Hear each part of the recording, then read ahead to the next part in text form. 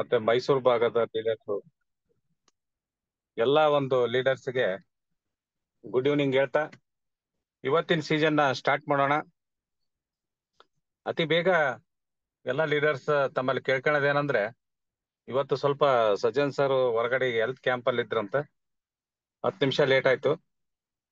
Correct ಆಗಿ 7 ಗಂಟೆಗೆ ಎಲ್ಲರಿಗೂ ತಿಳಿಸಿ ಒಂದು 5-10 ನಿಮಿಷದಲ್ಲಿ ಎಲ್ಲರನ್ನೂ ನೀವು ಜಾಯಿನ್ ಮಾಡಿಸಿದ್ರೆ ಅತಿ ಹೆಚ್ಚು ವಿಷಯಗಳನ್ನ ನಾವು ತಿಳಿಸ್ಬೋದು.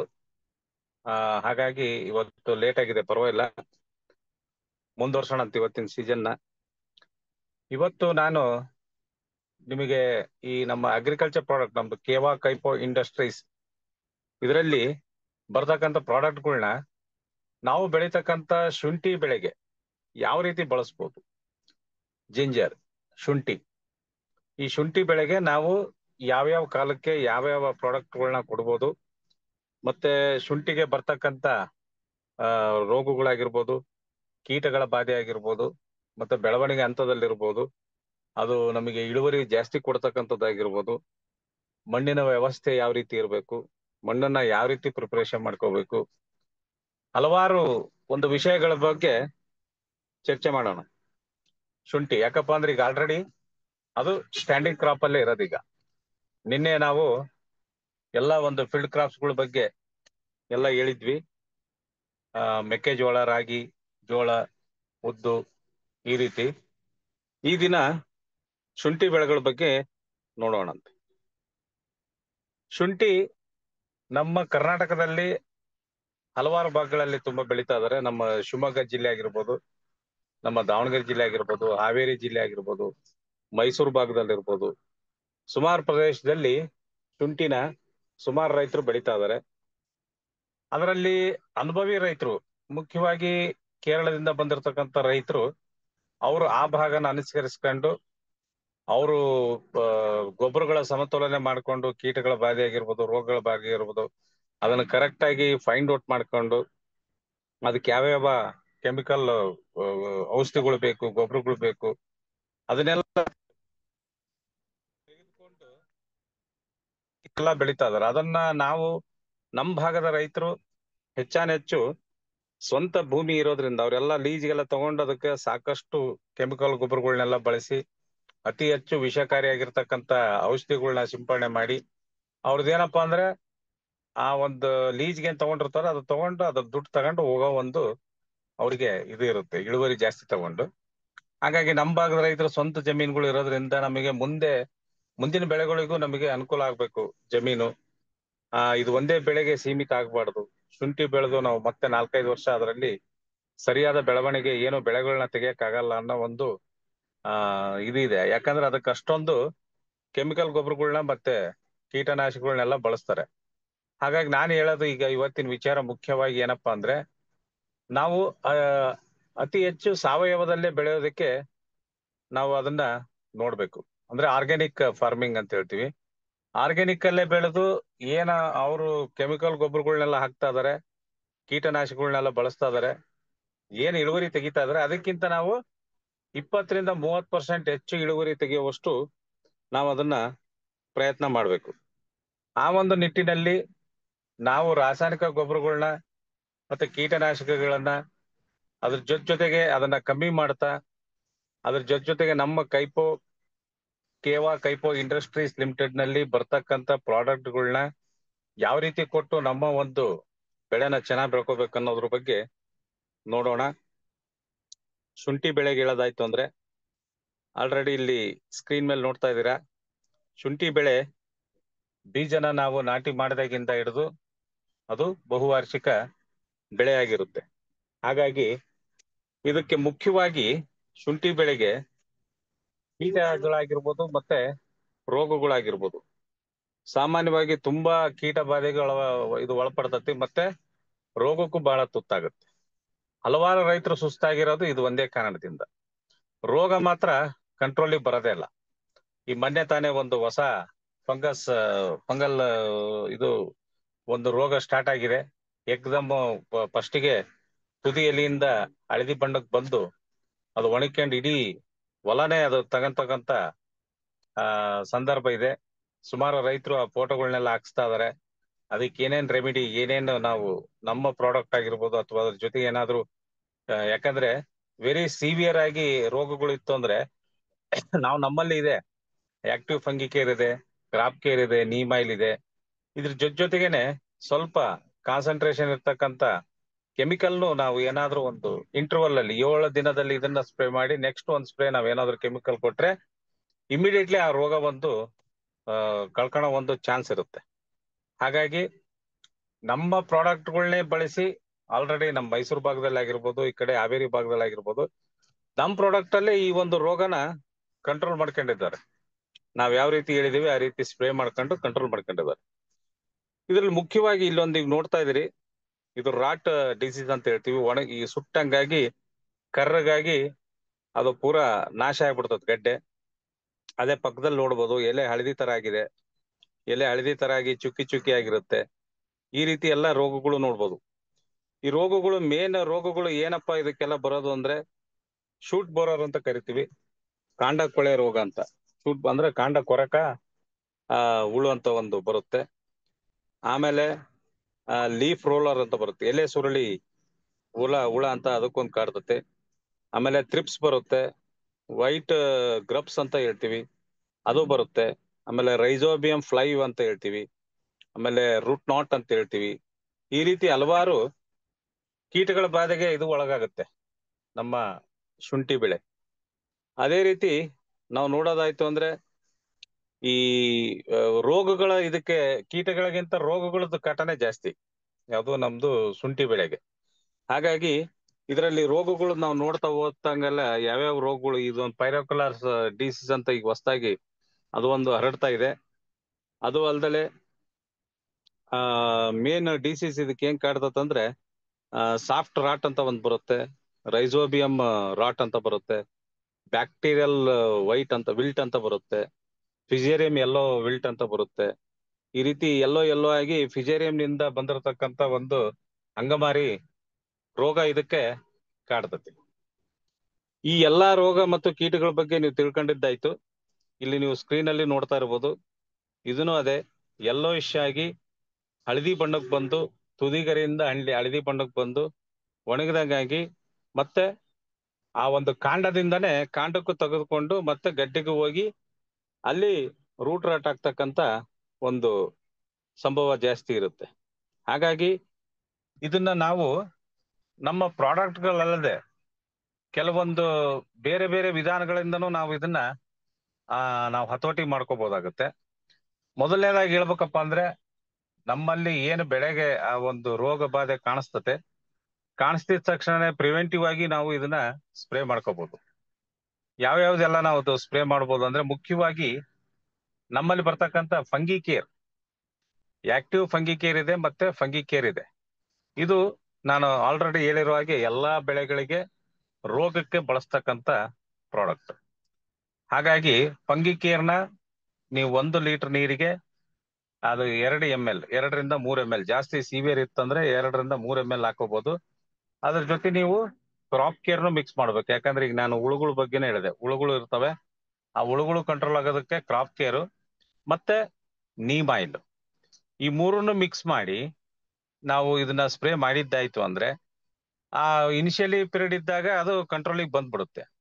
ಅಥವಾ ಈಗ ಆಲ್ರೆಡಿ ಮೇಜರ್ ಬಂದ್ಬಿಟ್ಟಿದೆ, ನಾವು ಆಲ್ರೆಡಿ ಎಲ್ಲ ಕೆಮಿಕಲ್ನು ಸ್ಪ್ರೇ ಮಾಡ್ಬಿಟ್ಟಿದ್ದಾರೆ ರೈತರು ಅಂತ ಹೇಳಿದಾಗ ನೀವೇನ್ ಮಾಡ್ಬೇಕು, ಈ ಮೂರನ್ನೇ ಮಿಕ್ಸ್ ಮಾಡಿ ಒಂದು ಸ್ಪ್ರೇ ಮಾಡಿಸಿ ಮತ್ತೆ 7 ದಿನಗಳ ನಂತರದಲ್ಲಿ 7ರಿಂದ 8 ಅಥವಾ 10 ದಿನದ ಅಂತರದಲ್ಲಿ ಒಂದು 10 ದಿನ ಆದ್ಮೇಲೆ ಮತ್ತೊಂದು ಸ್ಪ್ರೇನ ಕೊಡಿಸ್ಬೇಕು.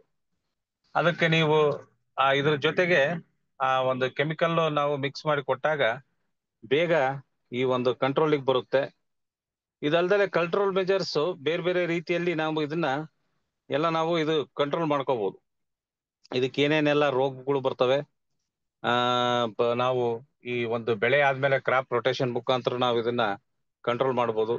ಮತ್ತೆ ಸಾಯಿಲ್ ಸೊಲರೈಸೇಷನ್ ಅಂತ ಹೇಳ್ತೀವಿ, ಅದನ್ನ ಮಣ್ಣನ್ನ ಅದ ಮಾಡಿ ನಾವು ಏನು ಶುಂಠಿ ಹಾಕ್ತಿವಿ ಹಾಕಕ್ಕಿಂತ ಮುಂಚೆ ಆ ಮಣ್ಣನ್ನ 2-3 ಸಾರಿ ನಾವು ಉಳುಮೆ ಮಾಡಿ ಬಿಸಿಲಿಗೆ ಜಾಸ್ತಿ ಒಣಗಿಸ್ಬೇಕು. ಬೇಸಿಗೆ ಕಾಲದಲ್ಲಿ ಬಿಸಿಲಿಗೆ ಜಾಸ್ತಿ ಒಣಗಿಸಿದಾಗ ಮಣ್ಣಲ್ಲಿ ಇರ್ತಕ್ಕಂಥ ರೋಗಾಣುಗಳು, ಪ್ಯಾಥೋಜನ್ಸ್ ಅಂತ ಹೇಳ್ತೀವಿ, ಸಾಯಿಲ್ ಪ್ಯಾಥೋಜನ್ಸ್ಗಳು ಈ ಮಣ್ಣಿನ ಸೂರ್ಯನ ಕಿರಣಗಳಿಗೆ ಸುಟ್ಟು ಅಲ್ಲಿ ನಾಶ ಆಗ್ತಕ್ಕಂತ ಒಂದು ಮೆಥಡ್ ಇರುತ್ತೆ. ನಾವೇನು ಶುಂಠಿ ನಾಟಿ ಮಾಡ್ತೀವಿ ಆ ಒಂದು ಭಾಗದಲ್ಲಿ ಈ ಒಂದು ಮೆಥಡ್ ಅಲ್ಲಿ ನಾವು ಅದನ್ನ ರೋಗನ ಕಳ್ಕೋಬಹುದು. ಮತ್ತೆ ಅದೇ ರೀತಿ ಸೀಡ್ಸ್ಗಳು ನಾವೇನು ಬೀಜನ ಆಯ್ಕೆ ಮಾಡ್ತೀವಿ, ಆಯ್ಕೆ ಮಾಡಿದಾಗ ಸೀಡ್ ಟ್ರೀಟ್ಮೆಂಟ್ ಅಂತ ಹೇಳ್ತೀವಿ. ನಮ್ಮಲ್ಲೂ ಸೀಡ್ ಟ್ರೀಟ್ಮೆಂಟ್ ಅಂತ ಒಂದು ಪ್ರಾಡಕ್ಟ್ ಇದೆ.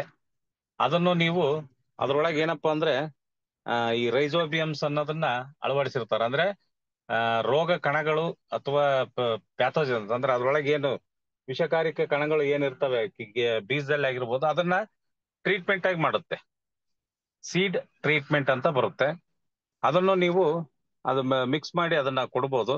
ಆ ಬೀಜನ ಉಪಚಾರ ಮಾಡಿ ಆಮೇಲೆ ಹಾಟ್ ವಾಟರ್ ಅಲ್ಲಿ ಉಪಚಾರ ಮಾಡ್ಬೇಕಾಗತ್ತೆ. ಅದ್ರೊಳಗೆ ನಮ್ದು ಏನು ಸೀಡ್ ಟ್ರೀಟ್ಮೆಂಟ್ ಇದೆ ಅದು 1 ಲೀಟರ್ ನೀರಿಗೆ 2 ml ಅಥವಾ 3 ml ಹಾಕಿ ಆ ಒಂದು ನೀರಿಗೆ ಮಿಕ್ಸ್ ಮಾಡಿ, ನೀರು ಯಾವ ರೀತಿ ಸೆಂಟಿಗ್ರೇಡ್ ಅಲ್ಲಿ ಇರ್ಬೇಕಪ್ಪ ಅಂದ್ರೆ ಬಿಸಿ ಒಂದು 50 ಡಿಗ್ರಿ ಸೆಂಟಿಗ್ರೇಡ್ ರಿಂದ 50 ಡಿಗ್ರಿ ಸೆಂಟಿಗ್ರೇಡ್ ಅಲ್ಲಿ ಅದೊಂದು ಬಿಸಿ ಇರ್ತಕ್ಕಂಥ ನೀರಲ್ಲಿ ನಾವೊಂದು 10 ನಿಮಿಷ ನಮ್ದೊಂದು ರೈಸೋಮಿಕ್ ಕಲ್ಚರ್ ಅಂತ ಹೇಳ್ತೀವಿ, ಅದೇ ನಮ್ದು ಸೀಡ್ ಟ್ರೀಟ್ಮೆಂಟ್ ನ ಅದ್ರೊಳಗೆ ಹಾಕಿ 10 ನಿಮಿಷ ಬಿಟ್ಟು ಮತ್ತೆ ತೆಗೆದು ನೀವು ಅಲ್ಲಿ ನಾವು ನಾಟಿ ಮಾಡಿದ್ದಾಯ್ತು ಅಂದ್ರೆ ಒಳ್ಳೆ ಚೆನ್ನಾಗಿ ಇದಾಗುತ್ತೆ. ಆಮೇಲೆ ಬಯೋಲಾಜಿಕಲ್ ಕಂಟ್ರೋಲ್ ಅಂತ ಹೇಳ್ತೀವಿ, ಕೆಮಿಕಲ್ ಕಂಟ್ರೋಲ್ ಇಂದನೂ ನಾವು ಮಾಡ್ಕೋಬಹುದು. ಆಮೇಲೆ ಹ್ಯಾಂಡ್ ಅಂದ್ರೆ ಮ್ಯಾನ್ ಪವರ್ ಇಂದನೂ ನಾವು ಈ ಒಂದು ಹುಳುಗಳಾಗಿರ್ಬೋದು ರೋಗಗಳಾಗಿರ್ಬೋದು ಇದನ್ನ ನಾವು ಕಂಟ್ರೋಲಿಂಗ್ಗೆ ನಾವು ತಗೋಬಹುದು. ಏನು ಒಟ್ಟಾರೆ ನಾವು ಈಗ ಏನ್ ಹೇಳ್ತೀವಿ IPM ಅಂತ ಕರಿತೀವಿ, ಅಂದ್ರೆ ಇಂಟಿಗ್ರೇಟೆಡ್ ಪೆಸ್ಟ್ ಮ್ಯಾನೇಜ್ಮೆಂಟ್ ಅಂತ ಅಂದಾಗ ಆ ಒಂದು ಫಿಸೇರಿಯಂ ವಿಲ್ಟ್ ಆಗಿರ್ಬೋದು, ಫಿಸೇರಿಯಂ ಯೆಲ್ಲೋ ವಿಲ್ಟ್ ಆಗಿರ್ಬೋದು, ಈ ಏನು ರೋಗಗಳು ಇಲ್ಲೆಲ್ಲ ನೋಡ್ತಾ ಇದೀರಿ, ರೈಸೋಮ್ಸ್, ರೂಟ್ ರಾಟ್, ಇದು ನಮ್ಮ ಶುಂಠಿಗೂ ಬರುತ್ತೆ ಮತ್ತೆ ಅರಿಶಿನ ಬೆಳೆಗೂ ಬರುತ್ತೆ. ಈ ಅರಿಶಿನನು ಶುಂಠಿನೂ ಎರಡು ಫ್ಯಾಮಿಲಿ ಒಂದೇ, ಆದ್ರೆ ಇದು ಮಸಾಲೆ ಪದಾರ್ಥ ಆಗಿರ್ತಕ್ಕಂಥ ಶುಂಠಿ ಇದು ಬರುತ್ತೆ. ಅದನ್ನು ಅದೇ ಕೊಂಬು ತರ ಇದಾಗುತ್ತೆ, ಅರಿಶಿಣದ ಕೊಂಬು. ಅದನ್ನು ಅದಕ್ಕೆ ಏನೇನು ಸಾಮಾನ್ಯವಾಗಿ ಇದಕ್ಕೆಲ್ಲ ಯಾವ ಕೀಟ ಬಾಧೆ ಮತ್ತು ರೋಗ ಬಾಧೆಗಳು ಬರ್ತವೆ ಅದೇ ರೀತಿ ಅರಿಶಿಣಕ್ಕೂ ಅದೇ ರೀತಿ ನಮಗೆ ಕಾಡ್ತತೆ. ಇಲ್ಲಿ ನೀವು ಈಗ ನೋಡ್ತಾ ಇರೋದು ಇದು ಒಂದು ಶಿಲೀಂಧ್ರ, ಈ ರೈಸೋಮ್ ಅಂಡ್ ರೂಟ್ ರಾಟ್ ಅಂತಂದು ಈ ನಮ್ಮ ಮತ್ತೆ ಅರಿಶಿನ ಬೆಳೆ ಮತ್ತೆ ಶುಂಠಿ ಬೆಳೆ ಇವೆರಡಕ್ಕೂ ಇದು ತುಂಬಾ ಡ್ಯಾಮೇಜ್ ಮಾಡುತ್ತೆ. ಇನ್ನು ಇದಕ್ ನಾನೀಗ ಆಲ್ರೆಡಿ ಹೇಳಿರೋ ಹಾಗೆ ಮುಂಜಾಗ್ರತವಾಗಿನೂ ನಾವು ಸ್ಪ್ರೇ ಮಾಡ್ಕೋಬಹುದು, ಬಂದ ಮೇಲೆನೂ ಸ್ಪ್ರೇ ಮಾಡ್ಬೋದು. ಅದರಲ್ಲಿ ಸಂತೋಷ ವಿಚಾರ ಏನಪ್ಪಾ ಅಂದ್ರೆ ನಮ್ಮ ಭಾಗದಲ್ಲಿ ಕೆಲವೊಂದು ನಮ್ಮ ಸಚಿನ್ ಸರ್ ಅಂತ ಅದಾರೆ, ಅವರು ಮೈಸೂರು ಭಾಗದಲ್ಲಿ ಮೊನ್ನೆ ಇನಿಷಿಯಲಿನೇ ಎಲ್ಲ ಕೇಳಿದ್ರು, ಈ ತರ ರೋಗ ಹರಡ್ತಾ ಇದೆ ಸರ್ ಯಾವ ರೀತಿ ಮಾಡೋಣ ಅಂತೆಲ್ಲ ಕೇಳಿದಾಗ ಅವ್ರಿಗೆ ನಾವು ನಮ್ದು ಫಂಗಿ ಕೇರು ಮತ್ತೆ ಕ್ರಾಪ್ ಕೇರು ನೀಮ್ ಆಯಿಲ್ ನ ಸ್ಪ್ರೇ ಮಾಡಿಸಿದ್ವಿ. ಇವತ್ತು ಒಂದು ವಿಡಿಯೋ ಮಾಡಿ ಹಾಕಿದ್ರು ಅವರು, ಕಂಟ್ರೋಲಿಗೆ ಬಂದಿದೆ, ತುಂಬಾ ಚೆನ್ನಾಗಿ ಕಂಟ್ರೋಲಿಗೆ ಬಂದಿದೆ. ಈ ಏನೇ ನಾವು ಇನ್ನೊಂದು ವಿಚಾರ ಏನಪ್ಪಾ ಅಂದ್ರೆ ಆ ಟೈಮಲ್ಲಿ ಏನು ರೋಗಗಳು ತುತ್ತಾಗಿರ್ತವೆ ಆ ಟೈಮಲ್ಲಿ ದಯಮಾಡಿ ನಮ್ಮಲ್ಲಿ ಇರ್ತಕ್ಕಂಥ ಯಾವುದೇ ಹ್ಯೂಮಿಕ್ ಆಸಿಡ್, ಫಲ್ವಿಕ್ ಆಸಿಡ್, ಎಕ್ಸಾಂಪಲ್ ನಮ್ದು ಅಗ್ರೋ ಬೂಸ್ಟರ್, ಹ್ಯೂಮಿಕ್ ಎಕ್ಸ್ಟ್ರಾಕ್ಟ್, ಆಮೇಲೆ ಗ್ರೋತ್ ಇವನ್ನ ಮಿಕ್ಸ್ ಮಾಡಿ ಕೊಡಬೇಡಿ. ಈಗ ಅವರು ನಮ್ಮ ಸಸಿ ಸರ್ ಕೊಟ್ಟು ಒಂದ್ 8 ದಿನದಲ್ಲಿ ಅದು ಕ್ಯೂರ್ ಆಗಿದೆಯಲ್ಲ, ಕ್ಯೂರ್ ಆದ್ಮೇಲೆ ನೀವು ಬೇಕಾದ್ರೆ ನಮ್ದು ಮತ್ತೆ ಡ್ರೆಂಚಿಂಗ್ ಕೊಡಿ. ಅದನ್ನ ಹಂತ ನೋಡ್ಕೊಂಡು ನೀವು ಕೊಟ್ಟಾಗ ಏನಾಗ್ತತೆ, ಮರಿಗಳ ಸಂಖ್ಯೆ ಅಂತ ಹೇಳ್ತೀವಿ, ಏನ್ ಮರಿಗಳು ಅಂದ್ರೆ ಬ್ರಾಂಚಸ್ಗಳು, ಎಷ್ಟು ಬ್ರಾಂಚ್ಗಳು ಮರಿಗಳ ಸಂಖ್ಯೆ ಜಾಸ್ತಿ ಆಗ್ತಾವೋ ಅಷ್ಟು ನಾವು ಇಳುವರಿನ ಶುಂಠಿಯಲ್ಲಿ ಎಕ್ಸ್ಪೆಕ್ಟ್ ಮಾಡ್ಬೋದು. ಇಷ್ಟೆಲ್ಲ ಹೇಳ್ತಾ ನೆಕ್ಸ್ಟ್ ಈ ಶುಂಠಿಗೆ ಮೇನ್ ಆಗಿ ಇನ್ನು ಏನೆಲ್ಲ ನಾವು ಈ ಕೀಟದ್ದಾಯ್ತು ರೋಗದ್ದಾಯ್ತು ಇದಕ್ಕೆಲ್ಲ ನಾವು ಕ್ರಾಪ್ ಕೇರು, ಫಂಗಿ ಕೇರು ಮತ್ತೆ ಇನ್ನೂ 2 ಪ್ರಾಡಕ್ಟ್ ಹೊಸತಾವ್ ಬಂದಿದಾವೆ, ಅದನ್ನ ಡೀಟೇಲ್ಸ್ ಆಗಿ ತಿಳ್ಕೊಂಡು ಮತ್ತೆ ಮುಂದಿನ ಭಾಗದಲ್ಲಿ ನಿಮ್ಗೆಲ್ಲ ಹೇಳ್ತೀನಿ. ಇದೆಲ್ಲ ಆದ್ಮೇಲೆ ನಾವು ಈ ಒಂದು ಶುಂಠಿ ಬೆಳೆಗೆ ಗೊಬ್ಬರಗಳ ನಿರ್ವಹಣೆ ಯಾವ ರೀತಿ ಮಾಡ್ಬೇಕು ಅಂದ್ರೆ ಅದಕ್ಕೆ ಬೇಕಾಗಿರ್ತಕ್ಕಂಥದ್ದು ನ್ಯೂಟ್ರಿಯೆಂಟ್ಸ್ ನ ನಾವು ಜಾಸ್ತಿ ಕೊಡ್ಬೇಕಾಗತ್ತೆ. ಶುಂಠಿ ಬೆಳೆಗೆ ಎಷ್ಟು ಮಣ್ಣನ್ನ ಫಲವತ್ತತೆ ಮಾಡ್ತೀವೋ ಅಷ್ಟು ನಮಗೆ ಬೆಳೆ ಬಹಳ ತುಂಬಾ ಚೆನ್ನಾಗಿ ಬರುತ್ತೆ. ಸಾಮಾನ್ಯವಾಗಿ ಹೇಳ್ಬೋದಂದ್ರೆ ಈ ಸಾರಜನಕ, ರಂಜಕ, ಪೊಟ್ಯಾಶ್, NPK ಇದನ್ನ ನಾವು ಯಾವ ರೀತಿ ಬ್ಯಾಲೆನ್ಸ್ ಅಲ್ಲಿ ಕೊಡ್ಬೇಕಾಗುತ್ತಂದ್ರೆ ಸಾಮಾನ್ಯವಾಗಿ ನಮ್ಮ ಈ ಒಂದು ಬೆಳೆಗೆ ಈ ಒಂದು ಅನುಸಾರ ಇರುತ್ತೆ. NPK ಎಷ್ಟೆಷ್ಟು ಕೊಡ್ಬೋದಪ್ಪ ಅಂದ್ರೆ ನಾವು ರಾಸಾಯನಿಕವಾಗಿ ಕೆಮಿಕಲ್ ಗೊಬ್ಬರಗಳನ್ನ ಈ ನೈಟ್ರೋಜನ್ ಅಂತಕ್ಕಂಥದ್ದು 80 kg, phosphorus 30 kg, 40 kg potash, ಇಷ್ಟು 1 ಎಕರೆ ಅಲ್ಲ, ಇದು 2.5 ಎಕರೆ ಬೇಕಾಗತ್ತೆ ಪರ್ ಹೆಕ್ಟೇರ್ ಇದರಲ್ಲಿ ಇರೋದು. ಅಂದ್ರೆ ಸಾಮಾನ್ಯವಾಗಿ NPK ನಮಗೆ ಭೂಮಿಗೆ ಬೇಕು. ಈಗ ನಾವು ಏನ್ ಮಾಡ್ತೀವಿ, ಯಾವುದೇ ಕೆಮಿಕಲ್ ಗೊಬ್ಬರ ಬೇಡ, ಪೂರಾ ನಮ್ದೇ ಪ್ರಾಡಕ್ಟ್ ನ ನೀವು ಬಳಸ್ಬಿಟ್ರಿ ಅಂತ ಹೇಳೋದು ತಪ್ಪಾಗತ್ತೆ. ಯಾಕಪ್ಪ ಅಂದ್ರೆ ಈ ಒಂದು ನ್ಯೂಟ್ರಿಯೆಂಟ್ಸ್ ನ ಜಾಸ್ತಿ ತಗೊಂಡು ಬೆಳಿತಕ್ಕಂಥದ್ದು ಶುಂಠಿ ಬೆಳೆ. ನಾವೇನ್ ಮಾಡ್ತೀವಿ, ನಮ್ಮಲ್ಲಿ ನ್ಯಾಚುರಲ್ ಸೋರ್ಸ್ ಆಫ್ NPK ಇದೆ. ಈಗೇನ್ ಹೇಳಿದೆ, ಸಾರಜನಕ, ರಂಜಕ, ಪೊಟ್ಯಾಶ್ ಇದು ಇದೆ. ಬಟ್ ಒಂದೊಂದು ಭೂಮಿ ಕೆಮಿಕಲ್ಗೆ ಬೇಗ ಕೆಮಿಕಲ್ ನ ಬಿಟ್ಟು ನಾವೇನಾದ್ರೂ ಪೂರಾ ಆರ್ಗ್ಯಾನಿಕ್ ಅಲ್ಲೇ ಮಾಡಕ್ ಹೋಗ್ತೀವಿ ಅಂದ್ರೆ ಅದು ನಮಗೆ ಸಹಕರಿಸಲ್ಲ. ಯಾಕಂದ್ರೆ ಆಲ್ರೆಡಿ ಅದು ಅಡಾಪ್ಟ್ ಆಗ್ಬಿಟ್ಟಿರುತ್ತೆ ನಮ್ದು ಜಮೀನ್. ಆ ರೀತಿ ಏನ್ ಮಾಡ್ಬೋದಪ್ಪ ಅಂದ್ರೆ 170 ಭಾಗನ ಇದನ್ನ ಕೊಡ್ಬೇಕಾಗತ್ತೆ NPK. ಇನ್ 30% ಇದನ್ನು ಹೇಳ್ಬೋದು. ಅಥವಾ ಇನ್ನೂ ಭೂಮಿ ಚೆನ್ನಾಗಿತ್ತು, ಈಗ ನಾನು ಫಸ್ಟ್ನೇ ದಿನ ಹೇಳ್ದೆ, ಭೂಮಿನ ಫಸ್ಟ್ ನೀವು ಮಣ್ಣು ಪರೀಕ್ಷೆ ಮಾಡಿಸ್ರಿ. ಮಣ್ಣು ಪರೀಕ್ಷೆ ಅಥವಾ ಅದು ಆಗ್ಲಿಲ್ಲ ಅಂದ್ರೆ pH ಮೀಟರ್ ಅಂತ ಸಿಗುತ್ತೆ. ಆ pH ಮೀಟರ್ ಸಿಕ್ಕಾಗ ಅದನ್ನು ನಿಮಗೆ NPK ಏನೇನಿದೆ ಅನ್ನೋದನ್ನ ತೋರಿಸ್ಬಿಡುತ್ತೆ. ಆ pH ಅಲ್ಲಿ 0ಯಿಂದ 7 ಬಂದ್ರೆ ಅಸಿಡಿಕ್ ಆಗಿರುತ್ತೆ, 7ರಿಂದ ನಂತರ ಜಾಸ್ತಿ ಬಂತು ಅಂದ್ರೆ ಆಲ್ಕಲೈನ್ ಆಗುತ್ತೆ. ಅದಕ್ಕೆ ಏನೆಲ್ಲ ಕೊಡಬೇಕು, ಯಾವ್ಯಾವ ಪೋಷಕಾಂಶ ಕೊಡ್ಬೇಕು ಅಂತ ನಾನು ಆಲ್ರೆಡಿ ನಿಮ್ಗೆ ಹೇಳಿದೆ. ನಮ್ಮಲ್ಲೇ ಸಿಗ್ತಕ್ಕಂಥ ಮೈಕ್ರೋ ನ್ಯೂಟ್ರಿಯೆಂಟ್, ಆಮೇಲೆ ಆರ್ಗಾನಿಕ್ ಮ್ಯಾನ್ಯೂರು ಇವೆಲ್ಲ ಇದೆ, ಅವೆಲ್ಲ ಬ್ಯಾಲೆನ್ಸ್ ಆಗ್ತವೆ. ಅಂತ ಟೈಮಲ್ಲಿ ಸಾರಜನಕ ಎಷ್ಟು ಬೇಕಾಗುತ್ತೆ, ಆಮೇಲೆ ರಂಜಕ ಎಷ್ಟು ಬೇಕಾಗುತ್ತೆ, ಪೊಟ್ಯಾಶ್ ಎಷ್ಟು ಬೇಕಾಗುತ್ತೆ, ಇದೆಲ್ಲ ನೋಡ್ಕೊಂಡು 50-50 ಮಾಡ್ಕೊಂಡ್ರೆ ನಡೆಯುತ್ತೆ, ಅಥವಾ 70-30 ಮಾಡ್ಕೊಂಡ್ರೆ ನಡೆಯುತ್ತೆ. ಇದು ಸಾಮಾನ್ಯವಾಗಿರ್ತಕ್ಕಂಥ ಒಂದು ಗೊಬ್ಬರಗಳಿಂದ ನಾವು ನಿರ್ವಹಣೆ ಮಾಡೋದು. ಇದನ್ನ ನಾವು ಯಾವ ರೀತಿ ಅಂದ್ರೆ, ಮುಂಚೆ ನಾವು ಈಗ ಈ ಮಡಿಗಳು ಅಂತ ಮಾಡ್ತೀವಿ, ಅಂದ್ರೆ ಬೆಡ್ ಪ್ರಿಪರೇಷನ್ ಅಂತ ಹೇಳ್ತೀವಿ. ಬೆಡ್ ಪ್ರಿಪರೇಷನ್ಗೆ ಈ FIM ಫಾರ್ಮಡ್ ಮ್ಯಾನರ್ ಏನ್ ಕೊಟ್ಟಿಗೆ ಗೊಬ್ಬರ ಅಂತ ಹೇಳ್ತೀವಿ, ಕೊಟ್ಟಿಗೆ ಗೊಬ್ಬರ ತುಂಬಾ ಅವಶ್ಯಕ ಯಾವ್ದೋ ಬೆಡ್ ಪ್ರಿಪರೇಷನ್ಗೆ. ಹಾಗಾಗಿ ಸಾಮಾನ್ಯವಾಗಿ ಈಗೆಲ್ಲ ನಾನು ಹೇಳಿರೋ ಪ್ರಕಾರ ಕೊಟ್ಟಿಗೆ ಗೊಬ್ಬರ ನಮಗೆ ಅಷ್ಟು ಸುಲಭವಾಗಿ ಸಿಗ್ತಾ ಇಲ್ಲ. ಅದು ಪ್ಯೂರ್ ನಾಟಿ ಹಸುಗಳಿಂದ ಆಗಿರ್ಬೋದು, ನಾಟಿ ಏನ್ ಜಾನುವಾರುಗಳು ನಮ್ಮ ಭಾರತ ದೇಶದ್ದಾಗಿರ್ಬೋದು, ಆ ಒಂದು ಕೊಟ್ಟಿಗೆ ಗೊಬ್ಬರ ಸಿಗೋದು ತುಂಬಾ ಕಷ್ಟ ಆಗ್ತಾ ಇದೆ. ಆ ಒಂದು ನಿಟ್ಟಿನಲ್ಲೇ ನಮ್ಮಲ್ಲಿ ಇರ್ತಕ್ಕಂಥ ಕೈಪೋ ಇಂಡಸ್ಟ್ರಿಯಲ್ಲಿ ಈ ಒಂದು ಅಗ್ರೋ ಬೂಸ್ಟರ್ ಆಗಿರ್ಬೋದು, ಮ್ಯಾನೂರ್ ಆಗಿರ್ಬೋದು, ಮೈಕ್ರೋ ನ್ಯೂಟ್ರಿಯೆಂಟ್ಸ್ ಆಗಿರ್ಬೋದು, ಇವೆಲ್ಲವನ್ನು ಅವರು ಒಂದು R&D ಡಿಪಾರ್ಟ್ಮೆಂಟ್ ಇಂದ ಕಂಡಿಡ್ಕೊಂಡಿದ್ದಾರೆ. ಇದನ್ನ ನೀವು ಯಾವ ರೀತಿ ಬ್ಯಾಲೆನ್ಸ್ ಮಾಡ್ಬೋದು? ಈಗ NPK ಹೇಳಿದೆ, ಸಾರಜನಕ, ರಂಜಕ, ಪೊಟ್ಯಾಶ್, ಇದನ್ನ 80-30-40 ರೇಷದಾಗೆ ಒಂದು ಹೆಕ್ಟರ್ಗೆ ಬೇಕಾಗುತ್ತೆ ಅಂತ. ಇದನ್ನ ನೀವು 70% ನಾವು ರಾಸಾಯನಿಕ ಬಳಸಿ, ಅದರ ಜೊತೆಗೆ ಒಂದು 50% ನಮ್ ಪ್ರಾಡಕ್ಟ್ ಯಾವ ರೀತಿ ಕೊಡ್ಬೋದು ಅಂದ್ರೆ, ಪ್ರತಿ ಒಂದು ಗುಂಟೆಗೆ ಅಗ್ರೋ ಬೂಸ್ಟರ್ ನ ಮೊದಲಿಗೆ ನಾವು ಮಣ್ಣಿಗೆ ಒಂದು 2 kg ಅಗ್ರೋ ಬೂಸ್ಟರ್, 2 kg ಮ್ಯಾನ್ಯೂರು, ಆಮೇಲೆ ಮೈಕ್ರೋ ನ್ಯೂಟ್ರಿಯೆಂಟ್ 1 ಲೀಟರ್, ಇಷ್ಟನ್ನ ನೀವು ರೆಕಮೆಂಡ್ ಮಾಡಿ ಒಂದು 10 ಗುಂಟೆ ಲೆಕ್ಕದಲ್ಲಿ ಅದ ಡ್ರೆಂಚ್ ಅಂದ್ರೆ ಮಣ್ಣಿಗೆ ಸೇರಿಸಿದ್ದೆ ಆಯ್ತು ಅಂದ್ರೆ ಹೆಚ್ಚು ಕಮ್ಮಿ ನಾನು ಏನ್ ಹೇಳಿದೆ 25-30 ಟನ್ ಕೊಟ್ಟಿಗೆ ಗೊಬ್ಬರ ಬೇಕಾಗುತ್ತೆ ಅಂತ. 70% ಅಲ್ಲಿ ಅದು ಆಗ್ಬಿಡುತ್ತೆ. ನೀವು ಇದನ್ನ ಕಾಸ್ಟ್ ವೈಸ್ ನೋಡ್ಕೊಳಕ್ ಹೋದ್ರೂ ನಮ್ಮಲ್ಲಿ ಇರ್ತಕ್ಕಂಥದ್ದು ಏನ್ MRP ಗೆ ಒಂದಕ್ಕೊಂದು ಫ್ರೀ ಇದೆ, ಆ ಒಂದು ರೇಟ್ ಅಲ್ಲಿ ನಾನು ಈಗೇನ್ 2 kg agro booster, 2 kg ಮ್ಯಾನೂರು, 1 micro nutrient ಇದೆಲ್ಲ ನೋಡಿದ್ರೆ ನಿಮಗೆ 1700 ರೂಪಾಯಿದಲ್ಲಿ ಮುಗಿದೋಗ್ಬಿಡುತ್ತೆ. ಅದನ್ನ ದುಡ್ಡಿಂದ ಆಮೇಲೆ ನೀವು ನೋಡ್ಕೊಳ್ಳಿ. ಈ ಒಂದು ರೇಷಿಯೋದಲ್ಲಿ ನಾವು ಫಸ್ಟ್ ಮಣ್ಣಿಗೆ ಇದನ್ನ ಸೇರ್ಸ್ಬೇಕಾಗತ್ತೆ. ಇದಾದ ನಂತರ 45-60 ದಿನ ಆದ್ಮೇಲೆ ಅವಾಗ ಮೊದಲು ನಾವು ಈ ಒಂದು ಸಾರಜನಕ, ರಂಜಕ, ಪೊಟ್ಯಾಶು ಇದನ್ನ ಕೊಡ್ಬೇಕಾಗುತ್ತೆ. ಗೊಬ್ಬರಗಳು ಅಂತ ಹೇಳ್ತೀವಿ, ಗೊಬ್ಬರಗಳನ್ನ ನಾವು ಹಾಕ್ಬೇಕಾಗುತ್ತೆ. ಆ ಟೈಮಲ್ಲಿ ಈ ಒಂದು 70-30 ಅಥವಾ 50-50 ರೇಷಿಯೋದಲ್ಲಿ ನಾವು ಮತ್ತೆ ಈ ಒಂದು agro booster, 2 kg agro manure ಮತ್ತೆ ಮೈಕ್ರೋ ನ್ಯೂಟ್ರಿಯೆಂಟ್ ಇದನ್ನು ಮಿಕ್ಸ್ ಮಾಡಿ ಅದ್ರ ಜೊತೆಗೆ ಗೊಬ್ಬರದಲ್ಲೇ ಇವನ್ನ ಮಿಕ್ಸ್ ಮಾಡಿ ಕೊಡೋದು. ಇದು ಒಂದು ಇಂಪಾರ್ಟೆಂಟ್. ಮತ್ತೆ ನೀವು ಸಪರೇಟ್ ಇದನ್ನು ಅದು ಸಪರೇಟ್ ಏನ್ ಕೊಡೋದ್ ಬೇಕಾಗಿಲ್ಲ. ನಮ್ದು ಅಗ್ರೋ ಬೂಸ್ಟರ್ ಮತ್ತೆ ಅಗ್ರೋ ಮ್ಯಾನೂರ್ ಇದು ಗೊಬ್ಬರ ಜೊತೆಗೆ ಹೊಂದಿಕೊಳ್ಳುತ್ತೆ, ಏನ್ ತೊಂದರೆ ಇಲ್ಲ. ಹಾಗಾಗಿ ಅದನ್ನ ನೀವು ಮಿಕ್ಸ್ ಮಾಡಿ ಕೊಡ್ಬೋದು, ಯಾವ್ದ್ರ ಜೊತೆಗೆ ಗೊಬ್ಬರ ಜೊತೆಗೆ ಮಿಕ್ಸ್ ಮಾಡಿ ಕೊಡ್ಬೋದು.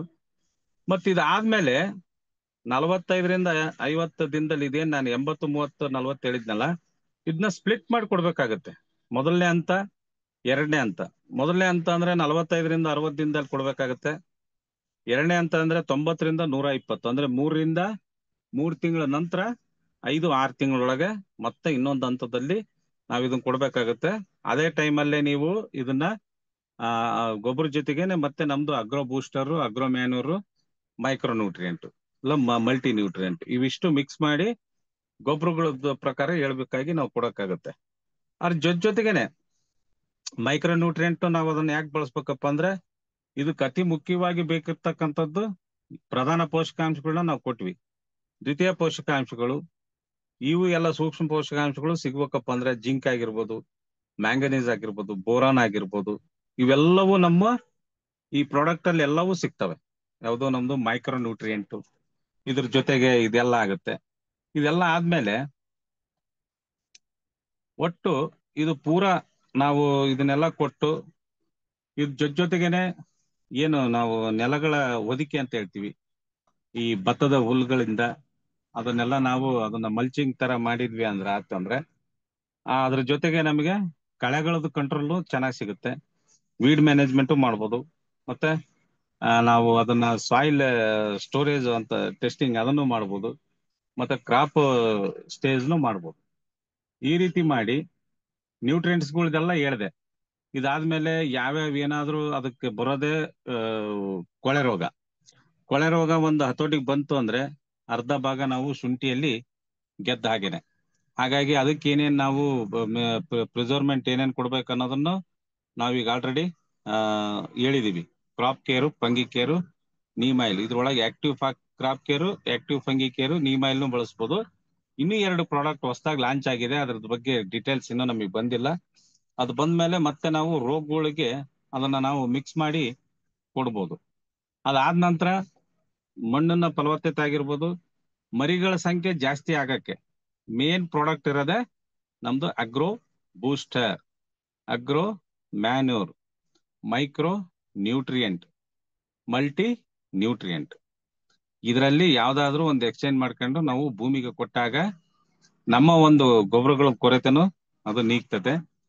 ಅದ್ರ ಜೊತೆಗೆ ಒಂದು ಡ್ರೆಂಚು, ಇನ್ನು ಒಂದೆರಡು ಸ್ಪ್ರೇ ಕೊಡ್ಬೇಕಾದ್ರೆ ನಾನು ಹೇಳಿದೆ ನಮ್ದು ಎಂಜೈಮ್ ನ ಯೂಸ್ ಮಾಡ್ಕೋಬಹುದು. ಹ್ಯೂಮಿಕ್ ಎಕ್ಸ್ಟ್ರಾಕ್ಟ್ ಮತ್ತೆ ಗ್ರೋತ್ ಇವಿಷ್ಟನ್ನು ಕಾಂಬಿನೇಷನ್ ಅಗ್ರೋ 80+, ಆಮೇಲೆ 90 ಇವನ್ನು ನಾವು ಮಿಕ್ಸ್ ಮಾಡಿ ಕೊಡೋದಾಯ್ತು ಅಂದ್ರೆ ಕೆಳಗಡೆಗೆ ಗಡ್ಡೆ ಫಾರ್ಮೇಶನ್ ಚೆನ್ನಾಗಾಗುತ್ತೆ. ಏನು ಇಳುವರಿ ಬರ್ತಾ ಇತ್ತು ನಾವು ಹೂವೆ ಮಾಡ್ಕೊಂಡಷ್ಟು ಇಳುವರಿಗಿಂತ ಇನ್ನು ಹೆಚ್ಚು ನಾವು ಇಳುವರಿನ ಪಡ್ಕೋಬಹುದು. ಇದಿಷ್ಟು ನಮ್ಮ ಶುಂಠಿ ಬೆಳೆಗೆ ಬರ್ತಕ್ಕಂಥ ರೋಗ ಮತ್ತು ಕೀಟಗಳ ಬಗ್ಗೆ ಮತ್ತೆ ಗೊಬ್ಬರಗಳ ನಿರ್ವಹಣೆ ಬಗ್ಗೆ ಯಾವ್ಯಾವ ರೀತಿ ಎಲ್ಲೇನು ಕೊಡಬೇಕು ಅನ್ನೋದ್ರ ಬಗ್ಗೆ ಸಂಪೂರ್ಣವಾಗಿ ಈಗ ನಾವು ಎಲ್ಲ ಒಂದು ವಿಚಾರನ ನಿಮಗೆ ತಿಳಿಸಿದ್ದೀನಿ ಅಂತ ಅನ್ಕೊಂತೀನಿ.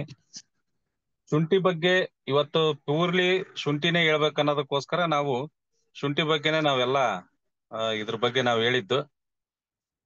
ಇವಾಗ ಯಾರಿಗಾದ್ರೂ ಏನಾದ್ರೂ ಡೌಟ್ಸ್ ಇದ್ರೆ ಶುಂಠಿ ಬೆಳೆ ಬಗ್ಗೆ ಕೇಳಿ. ಇನ್ನೂ ಹೆಚ್ಚಿನ ಮಾಹಿತಿ ಬೇಕಿದ್ರೆ ನಾವು ಫೋನ್ ಮುಖಾಂತರ ಡಿಸ್ಕಷನ್ ಮಾಡೋಣ.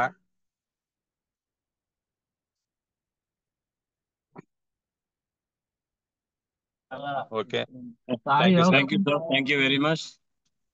ಸೊ ಯಾರಿಗಾದ್ರೂ ಏನಾದ್ರು ಡೌಟ್ ಇದ್ರೆ ಟೆಕ್ಸ್ಟ್ ಬಾಕ್ಸ್ ಮೂಲಕ ತಿಳಿಸಬಹುದು, ಅಥವಾ ಹ್ಯಾಂಡ್ ರೈಸ್ ಮಾಡಬಹುದು. ಫ್ರೆಂಡ್ಸ್ ಯಾರಾದ್ರೂ ಏನಾದ್ರು ಡೌಟ್ಸ್ ಇದೆನಾ?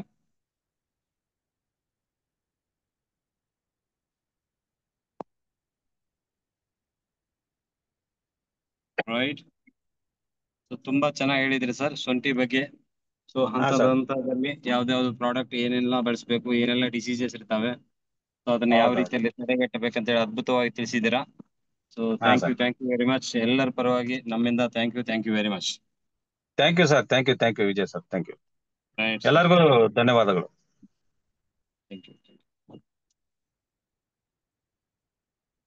ಓಕೆ, ಇಲ್ಲಿಗೆ ಈ ಸೀಸನ್ ಮುಗಿಸೋಣ.